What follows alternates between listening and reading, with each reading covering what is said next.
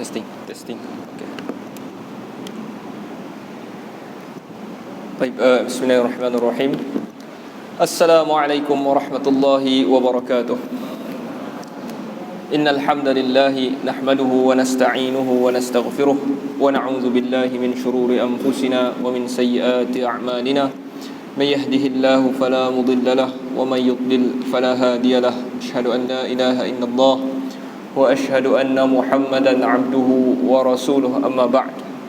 Dimudahkan Tuan Imam Mursi dan ahli jawatankuasa Masjid Tuanku Jaafar, seterusnya para asatizah, tuan-tuan guru, muslimin, muslimat, hadirin, hadirat yang dirahmati Allah Subhanahu wa taala sekalian. Apa khabar tuan-tuan? Alhamdulillah. Dengar tuan-tuan? Belakang dengar? Boleh lah kan? Baik. Pertama-tama sekali tuan-tuan, marilah kita sama-sama merafakkan rasa syukur kita kepada Allah Subhanahu wa taala, yang mana sekali yakni nikmat yang pertama sekali yang perlu kita syukuri adalah nikmat kita tetap berada di atas agama ini. Nikmat ini patutnya kita syukur dengan Allah Subhanahu wa taala sangat-sangat. Lebih daripada tu, kita bukan sahaja berada di dalam suatu agama, tetapi bahkan kita adalah pengamal kepada agama ini. Allah kurniakan untuk kita, Allah beri kat kita supaya kita ini dapat beramal dengan agama yang diberikannya kepada kita ni. Tuan-tuan, saya teringat hadis Nabi SAW. Dia ajar kepada sahabat, apabila lalu dikubur, kita sebut apa? Lalu kat kubur ni buat apa? Assalamualaikum, bukan itu cakap dengan kubur tu kan. Hari ni sedih lah, hari raya ni, kau tak ada, bukan macam tu kan? Tidak memberi manfaat pun. Apa yang patut kita buat apabila lalu di kubur ataupun berada di kubur? Pertama sekali kita buat apa? Kita beri salam. Assalamualaikum ahlad diyari minal mu'minina wal muslimin, wa inna insya'allahu bikum lahiqun. Assalamualaikum, salam sejahtera. Assalam makna dia sejahtera, peace, sejahtera atas kamu, ahlad diyar, penduduk negeri,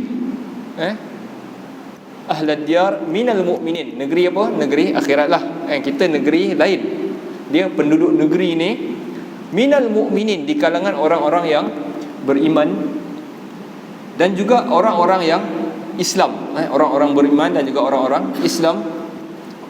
Wa inna insya'allah, dan sesungguhnya kami, insya'allah, insya'allah, dan kami ni sesungguhnya kami insya'allah bikum, dengan korang semua nanti, lahiqun, kami akan follow. Lahiq ni kami akan follow lah, kami akan ikut. Okey, tuan-tuan, mati ni pasti ke tak pasti? Pastilah kan.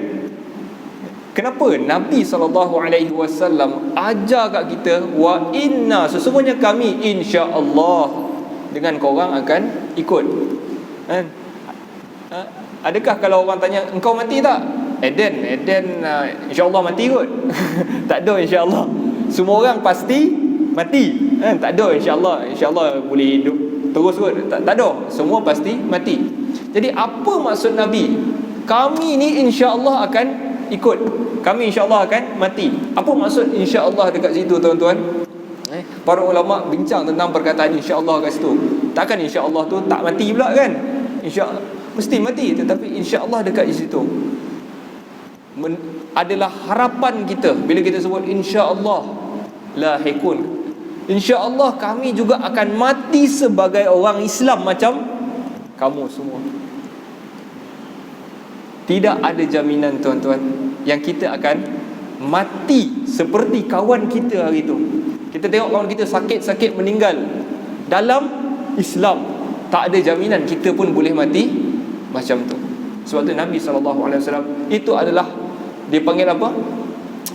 optimis kan, optimis kita harap insya-Allah mati aku pun macam korang juga, insya-Allahu bikum lahiqun. Jadi hari ini kita patutnya bersyukur Allah kurniakan kita agama, beramal dengan agama ini, dan kita minta kepada Allah untuk terus kurniakan kita kekal di atas agama ini sehinggalah kita meninggal dunia. Tak ada jaminan kalau saya kita datang semayang maghrib hari ni, esok kita akan datang lagi solat maghrib, tak ada. Melainkan kesemuanya adalah petunjuk dan kurniaan daripada Allah Subhanahu wa taala. Tuan-tuan yang dirahmati Allah Subhanahu wa taala sekalian, jadi kita sambunglah kuliah kita.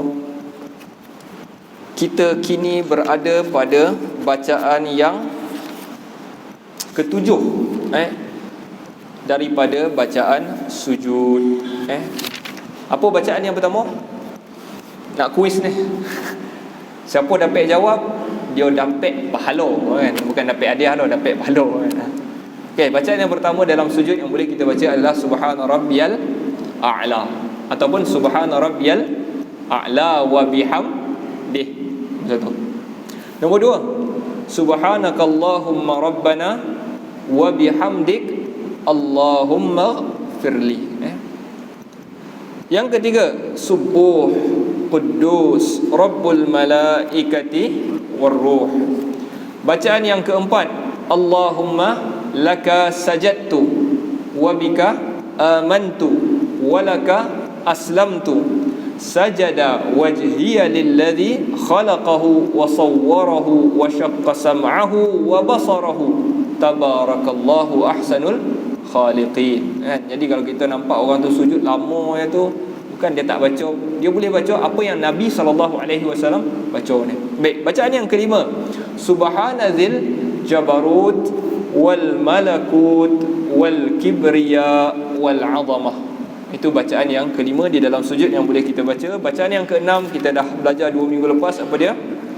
Allahumma ghafir li dhanbi kullahu diqqahu wa jillahu wa awwalahu wa akhirahu wa alaniyatahu wa sirrahu. Tuan-tuan yang tak ada kitab nanti bolehlah tengok-tengok. Ada dalam internet, ada bacaan sujud taib ada yang Nabi SAW baca. Dah 6 dah. Jadi hari ni kita nak masuk bacaan yang terakhir di dalam sujud. Apa yang Nabi SAW baca ketika baginda SAW sujud. Jadi hadis ini kita sebut hari itu diriwayatkan oleh Aisyah radhiyallahu anha. Satu hari Aisyah hilang, tidur-tidur hilang, Nabi tak ada. Mana boleh cari terpegang kaki Nabi. Dia terpegang kaki Nabi. Jadi kita dah bincangkan apakah hukum pegang semua ni, kita dah bincang. Okey. Ketika dia pegang tu, dia dengar Nabi SAW baca Allahumma inni a'udzu biridhaka min sakhatik wa bimu'afatika min 'uqubatik wa a'udzu bika minka la uhsi sana'an 'alaik anta kama asnaita 'ala nafsik. Baik. Jadi apakah makna bacaan Allahumma inni a'udzu biridhaka min sakhatik? Nabi SAW sujud lalu baginda baca doa ini. Satu mulianya sahabiat ataupun isteri Nabi ni, kalau dia tak riwayat hari tu, kita pun tak tahu Nabi baca apa dalam sujud. Okey. Apa maksud dia? Yang pertama sekali, Allahumma, maksud dia, ya Allah, inni sesungguhnya aku, a'udzu, aku berlindung. A'udzu maksud apa tuan-tuan? Aku berlindung. Itu yang kita baca, qul a'udzu, qul a'udzu. Katakanlah wahai Muhammad, a'udzu, aku berlindung. Baik. Jadi apa maksud a'udzu? Asal perkataan dalam Arab ni adza ni maksud dia lazima ataupun iltaja'a. Yakni kita nak dengan orang tu, lazima dengan orang, ataupun iltaja'a, yakni kita bergantung dengan orang tu. Itu maksud a'udzu. Okey. Awaz dalam bahasa Arab, awaz tu membawa makna pokok. Al-awaz, pokok yang tumbuh di bawah pokok yang lain. Pokok yang besar, pokok tu hanya tumbuh di bawah pokok tu. Ataupun sebuah pokok, bukan pokok lah, dia macam tanaman, tumbuhan yang hidup di bawah batu ataupun di bawah pokok tu. kan? Jadi kalau kita alihkan batu tu, kita alihkan pokok tu, mati dia. Itu awas, perkataan dalam bahasa Arab awas. Ada juga perkataan awas. Awas tu apa? Awas ni macam tulang kita makan ayam kan tuan-tuan kan? Makan ayam, ada daging-daging yang lokek dengan tulang tu, kan? Jadi gambaran bagaimana kita bergantung dengan Tuhan itu, nampak? A'udzu, aku berlindung, aku bergantung dekat situ, kan? Macam mana pokok tadi perlukan pokok yang lain untuk dia hidup, ataupun dia perlukan batu untuk dia hidup. Demikian gambaran apabila kita sebut a'udzu, Allahumma inni a'udzu, aku berlindung. Yang ni kita bergantung sangat dengan Tuhan. Yang ni dah the last, kan? Kita bayangkan kalau macam tulang tadi tu, ada rimau nak makan, rimau tak adalah, anjing kau kan, rimau tak makan tulang dah, dia makan daging, kan? Jadi ada anjing nak makan, jadi kita adalah daging lebih-lebihan tu. Kalau dia gigit, habis kita, kan? Jadi kita bergantung sangat dengan Tuhan. Itu maksud a'udzu. Allahumma inni a'udzu biridhaka, ya Allah, aku berlindung dengan ridhamu. Ridhamu, maksud dia, ridha adalah satu sifat daripada sifat-sifat Allah Azza wa Jalla. Kita boleh minta, ya Allah, aku berlindung dengan ridhamu. Ridhamu, kita tak, wahai keredaanmu, kita tak minta dengan keredaan tu, tapi kita minta dengan sifat redha Allah SWT. Ya Allah, aku berlindung dengan redhamu tadi. Ridhaka min sakhatika, redha engkau daripada marah engkau. Nabi baca dalam sujud, ya Allah, aku berlindung dengan redha engkau daripada marahmu. Wa bi mu'afatika min uqubatik. Wa bi mu'afatika, maksud dia, dan dengan mu'afah. Mu'afah datang daripada perkataan afa. Afa. Jadi kalau kita doa kat orang tu kebaikan, kesihatan, kita sebut apa? Syafakallah. Betul tuan-tuan? Syafakallah, kesihatan, semoga Allah sembuhkan kau. Dan kita boleh tambah lagi perkataan kat belakang tu, wa'afaka. Syafakallah wa'afaka. Apakah maksud mu'afah dekat sini? Tadi macam wa'afak. Afa datang daripada perkataan afu. Afu, yang kita selalu baca itulah masuk bulan Ramadan. Kita baca apa? Allahumma inni a'udzu, Allahumma inni as'aluka. Apa baca tu? Allahumma, baca bulan nak ujung lah, bulan-bulan malam Lailatul Qadar, kita baca doa tu.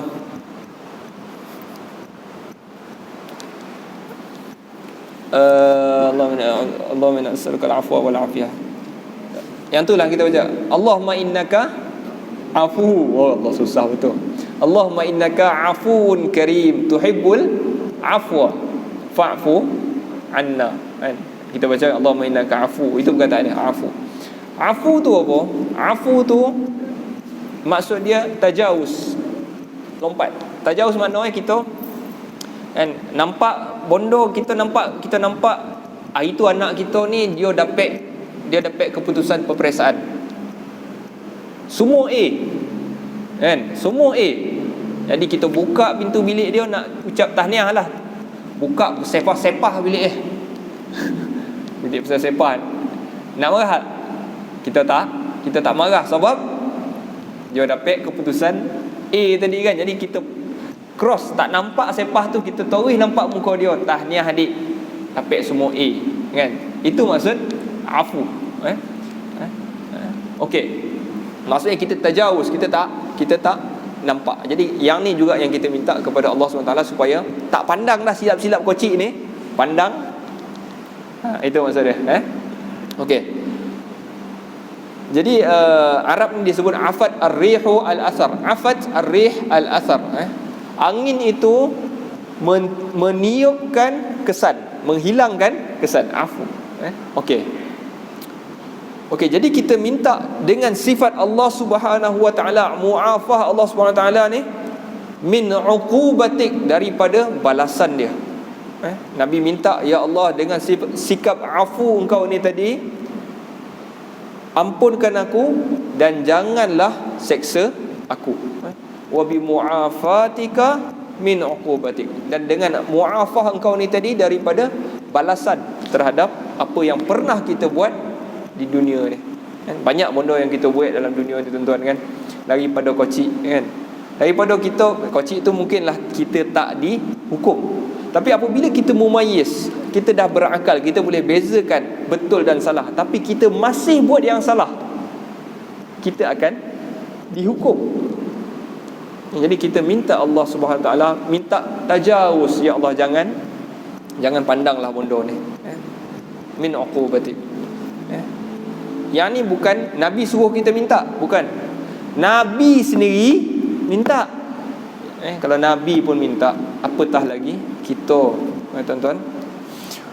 Okey, lepas tu Nabi pula baca wa a'udzubika minka, dan aku berlindung dengan engkau daripada engkau. Wa a'udzubika minka, aku berlindung dengan engkau daripada engkau. Jadi apa maksud dia, tuan-tuan? Kita ni kalau nak minta lindung, kita akan minta orang yang lagi hebat, betul kan? Kita akan minta orang yang lagi hebatlah jawatan daripada orang yang mengancam kita ni. Kalau katakanlah kita bergaduh mau YB kawasan ni, contohlah kan. YB mana ni? Gombau contohnya, contoh. Kita gaduh mau dia. Jadi kita nak, bahaya ni. YB ni macam-macam dia boleh buat kat saya ni. Jadi kita minta lindung mau siapa? MB kan, kita minta lindung sama MB, ataupun kita minta lindung mau PM. Jadi Allah Subhanahu wa taala, selain daripada dia ini memberikan kita nikmat pelindung kepada kita, dia juga adalah orang ataupun zat yang akan menghukum kita. Jadi kita minta Allah SWT, ya Allah, aku lindung dengan engkau daripada engkau. Wa a'udzubika minka. Nampak La uhsi thana'an 'alaik. La uhsi thana'an 'alaik. Tidak boleh aku hitung. La uhsi, aku tak boleh nak kira. Aku tak boleh nak hitung. Thana'an 'alaik. Pujian ke atas engkau. Tuan-tuan, kita tidak akan sekali-kali mampu memuji Tuhan ni. Tidak akan sekali-kali mampu puji dengan apa yang layak untuk Tuhan. Kita tak akan mampu benda ni. Sebab tu boleh kita baca dalam khutbah, ya ayyuhallazina amanu taqullaha haqqa tuqatih. Wahai mereka-mereka yang beriman, bertakwalah kamu kepada Allah dengan takwa yang layak untuknya. Itu maksud haqqa tuqatih yang kita dah dengar daripada muda tu sampai tu haqqa, itu haqqa tuqatih, itu takwa yang paling, yang selayaknya untuk Allah. Maknanya kita pelihara diri kita selayaknya yang Allah patut terima. Kita tak akan boleh buat pun, tapi kita buat sedaya yang kita mungkin. Nabi dalam doa ni dia kata la uhsi thana'an 'alaik, aku tidak mampu menghitung pujian ke atas engkau. Macam mana kita nak ukur pujian kepada Allah Subhanahu wa taala? Mulianya Tuhan itu, sedangkan nikmat yang dia bagi dekat kita pun kita tak mampu nak kira. Macam mana kita nak kira Tuhan tu, puji dia macam mana? Nikmat yang kita terima hari-hari tu pun kita tak boleh nak kira. Banyaknya nikmat yang Allah beri kepada kita. Sebab tu Allah sebut wa in ta'uddu ni'matallahi la tuhsuha. Kalau kamu cuba nak kira nikmat Allah, kamu tidak akan dapat mengiranya. La tuhsuha, kamu tak akan dapat kira. Okey, Nabi sebut ni la uhsi thana'an 'alaik, aku tidak mampu menghitung pujian ke atas engkau. Anta kama athnaita 'ala nafsik. Engkau seperti mana engkau memuji dirimu sendiri. Yang ni patut kita biasa berdoa ni.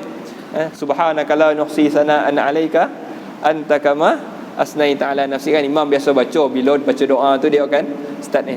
Subhanaka la nuhsi sana'an 'alaika. Yang ni lah daripada doa ni. Aku tidak mampu menghitung pujian ke atas engkau seperti mana engkau memuji dirimu. Okey.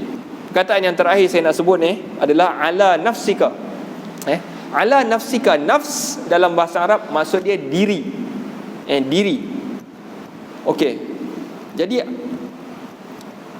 para ulama ataupun para scholar dalam teologi ni, dia orang ni sering berselisih bila diri bila ada perkataan yang kita guna untuk Allah dan kita guna juga untuk diri kita, ulama ni terbahagi kepada dua aliran. Contoh. Ada perkataan yang kita guna untuk diri kita. Tangan dalam bahasa Arab yadun. Yad dalam bahasa Arab apa? Yadun. Okey, manusia tangannya yadun. Dalam Al-Quran ada juga perkataan yadun. Apa dia? Yadullahi fawqa aydihim. Tangan Allah di atas tangan-tangan mereka. Okey. Jadi bila ada perkataan-perkataan macam ni, dalam doa ni pun ada. Aku tidak mampu menghitung pujian ke atas engkau seperti mana engkau memuji dirimu. Okey, dirimu. Diri tu diri itu menjadi perselisihan di kalangan ulama. Okey, yang ni kita nak cerita sikit hari ni. Jadi di kalangan ulama di kalangan satu aliran yang dipanggil madhabut tafwid, madhabut tafwid ataupun madhabus salaf. Salaf ini mereka biarkan perkataan itu, serahkan maknanya kepada Allah tanpa mentakwilkan perkataan itu. Dia tak takwilkan perkataan tu. Jadi kalau yadun tapi yadun Allah dengan yadun manusia tak sama. Itu maksud dia. Itu di kalangan fariqus salaf. Okey, saya baca sikit. Ada sedikit dia punya nota dekat sini. Okey, jadi fariqus salaf, salaf berpendapat mereka itu adalah allazi nazzaha Allah taala an zahiri ma'ani hadhihi al-ayat. Mereka itu membersihkan Allah daripada zahir makna ayat.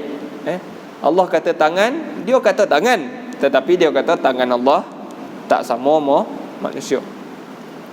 Wa amarra hadhihi an-nusus kama ja'at duna at-ta'arrud li ma'aniha. Dan dia biarkan makna nusus itu tanpa membincangkan makna perkataan itu. Apa maksud yadun ke situ? Kan dia tak apa. Biarkan. Kan dia tak bersusah payah untuk mencerita benda tu kan.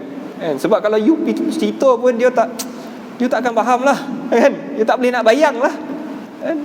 Syurga pun you tak boleh bayang, apatah lagi Allah Subhanahu wa ta'ala. Syurga punya tak boleh. Nabi kata la ainun ra'at wa la udhunun sami'at wa ma khatara ala qalbil bashar. Tidak ada mata yang pernah lihat syurga itu, tidak ada telinga yang pernah dengar, dan tidak ada yang pernah terlintas di dalam hati jantung seorang daripada kamu ni, seorang pun tak pernah terlintas lah macam mana syurga tu. Jadi selagi mana kita boleh bayang kan, macam ni kot, yang tu bukan syurga. Syurga pun kita tak boleh bayang, apatah lagi zat Allah Subhanahu wa ta'ala. Tak mungkin kita boleh bayang, tak boleh. Jadi golongan ni biarkan makna dia. Wa dzalika huwa ainun kalamil Imam Malik hina su'il. Okey, jadi ada contoh Jadi yang antara mempelopori pandangan ini siapa? Al-Imam Malik. Imam Malik, mazhab ketua mazhab Maliki, Malik bin Anas.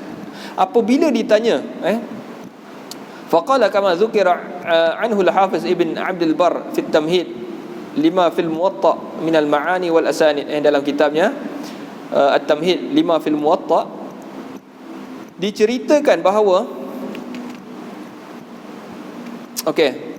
Haddatsana Mahdi bin Ja'far an Malik bin Anas annahu sa'alahu an qaulillahi azza wa jalla. Mahdi bin Ja'far bin an Malik bin Anas. Imam Malik ceritakan ketika dia ditanya tentang firman Allah Ar-Rahmanu 'alal 'arsy istawa. Ada orang tanya kepada Imam Malik, dia tanya, apa makna Ar-Rahman 'alal 'arsy istawa? Apa makna Ar-Rahman 'alal 'arsy istawa? Ar-Rahman maknanya Allah, nama Allah tu Ar-Rahman, di atas arash istawa. Apa makna orang tanya kepada Imam Malik. Istawa ni actually tuan-tuan, istawa tu apa? Istawa ni kalau dari segi bahasa Arab itu, bila sebut istawa, apa yang orang Arab faham, istawa ni duduk tetap. Duduk tu tetap, firm. Dia duduk tu firm, maksud dia yang tu. Jadi ada orang tanya Imam Malik, apa maksud dia tu? Kan? Okey. Jadi Al-Imam Malik yang mempelopori pandangan yang duduk Allah dengan duduk korang tak sama itu. Okey, apa Imam Malik jawab kepada orang ni? Orang tu tanya, kaifa istawa? Bagaimana istawa tu? Bagaimana istawa? Duduk tetap tu macam mana? Okey. Kata Imam Malik, istiwa'uhu majhulun. Istiwa Allah itu majhul, tidak diketahui. Wal fi'lu minhu ghairu ma'qul. Dan bagaimana perbuatan dia duduk tu ghairu ma'qul, tak boleh dipikir. Ghair ma'qul, tak boleh nak fikir. Wal mas'alatu an hadha bid'ah.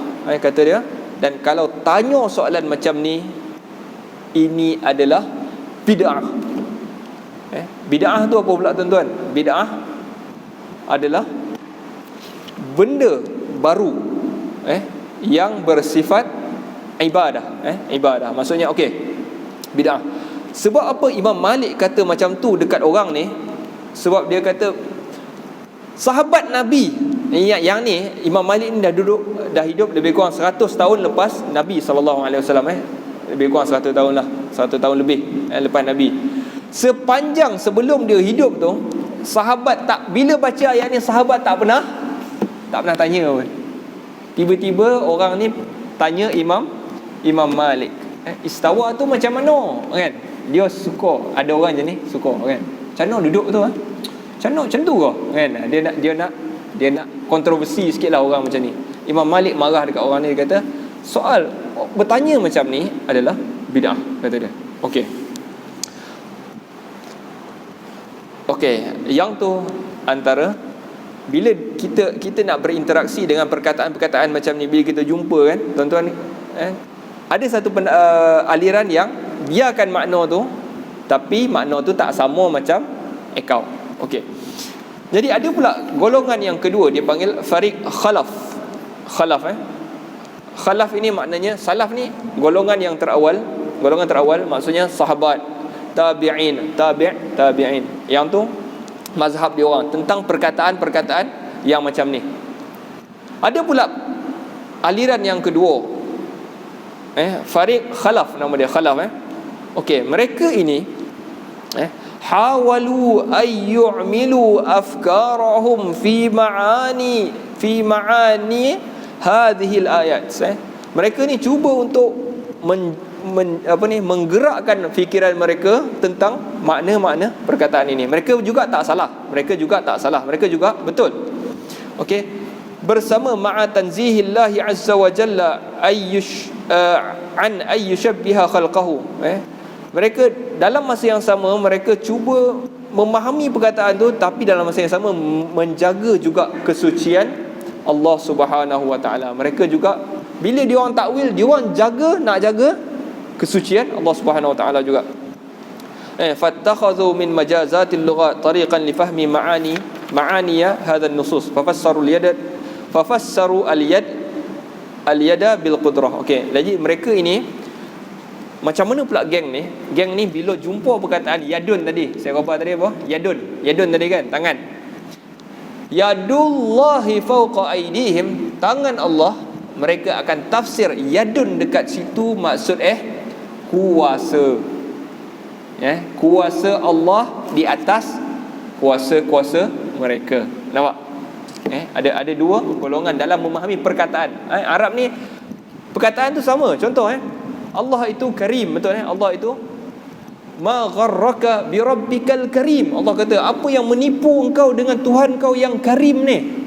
Karim, Tuhan itu Allah karim.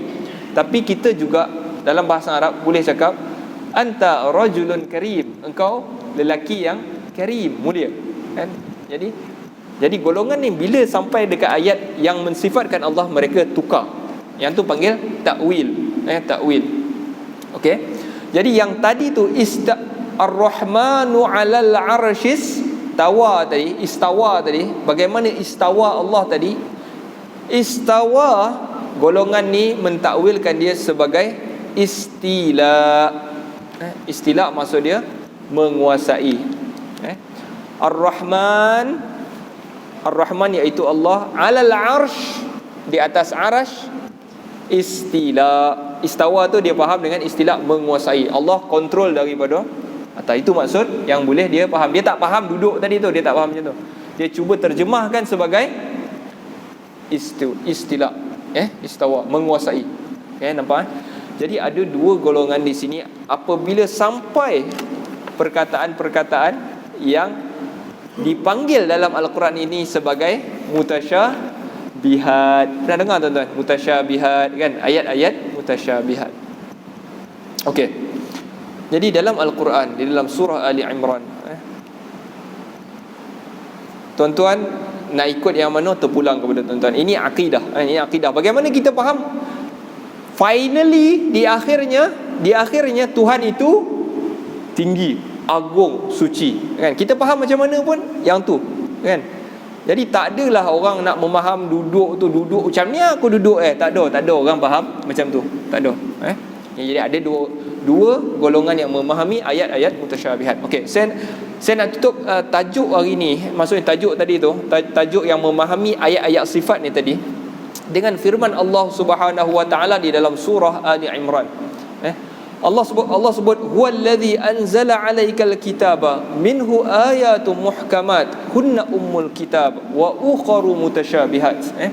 Dialah yang menurunkan ke atas kamu al-kitab. Dialah yang turun kepada kamu al-kitab, iaitu Al-Quran. Minhu ayatun muhkamat. Dalam Al-Quran itu sendiri ada ayat-ayat yang muhkamat. Apa maksud muhkamat? Ayat tu jelas, clear. Ada ayat-ayat yang memang clear. Kita nak pusing memang tak boleh pusing. Tak mungkin orang faham lain. Itulah makna. Itu ayat muhkamat. Hunna ummul kitab. Ayat-ayat tadi itu adalah ummul kitab. Maknanya ayat-ayat tadi yang muhkamat tadi itu adalah foundation. Ummul kitab adalah asas bagi Al-Quran itu. Memang takkan boleh ubah. Wa ukharu mutasyabihat. Tapi dalam masa yang sama, dalam Al-Quran juga Allah sebut ada ayat-ayat mutasyabihat. Wa ukhar mutasyabihat. Okay. Ada yang clear, ada yang mutasyabihat. Yang ini samar-samar sikit, kan? Samar-samar. Okey. Jadi Allah bagi tahu, memang Allah buat Al-Quran macam tu. Jadi Allah bagi tahu, fa ammal ladzina fi qulubihim, manakala orang-orang yang pada jantung-jantung mereka itu zaighun. Zaigh maknanya dia ni cenderung kepada kesesatan. Dia suka benda-benda macam pelik-pelik sikit. Dia suka benda-benda yang konspirasi sikit. Nampak? Dia cenderung kepada benda-benda yang macam tu. Lalu Allah kata, bagi mereka-mereka yang pada jantung mereka itu zaighun, orang-orang yang suka benda-benda yang sesat lah. Zaigh ni benda-benda yang macam mengarut, sesat sikit, konspirasi, sensasi sikit. Fayattabi'una ma tashabaha. Mereka ini akan cari ayat-ayat yang tasyabah ni tadi, yang sama-sama ni tadi. Minhu ibtigha'al fitnah. Daripada ayat tu tadi, dia orang nak buat satu fitnah. Yang buat satu fitnah itu apa tuan-tuan? Fitnah kita juga dah sebut, fitnah Melayu itu tuduh, kan? Kau fitnah saya kau. Tapi bila ada perkataan fitnah dalam Al-Quran, maksud dia bukan tuduh. Maksud dia adalah satu dugaan, ujian, cubaan. Itu fitnah. Jadi orang-orang ni cuba cari ayat-ayat yang sama-sama ni tadi, nak buat satu fitnah. Dia nak buat satu benda sensasi sikit lah, kan? Sajalah, nak viral, kan? Nak viral sikit. Okey, ibtigha al-fitnati wa ibtigha ta'wilih. Dan dengan itu mereka ini cuba nak takwil ayat-ayat ni. Bukanlah salah takwil, tapi dia orang nak bagi nampak kepada nak nampak songsang sikit ayat tu. Macam tu lah. Wa ibtigha ta'wilih. Okey. Wa ma ya'lamu ta'wilahu illallah, kan?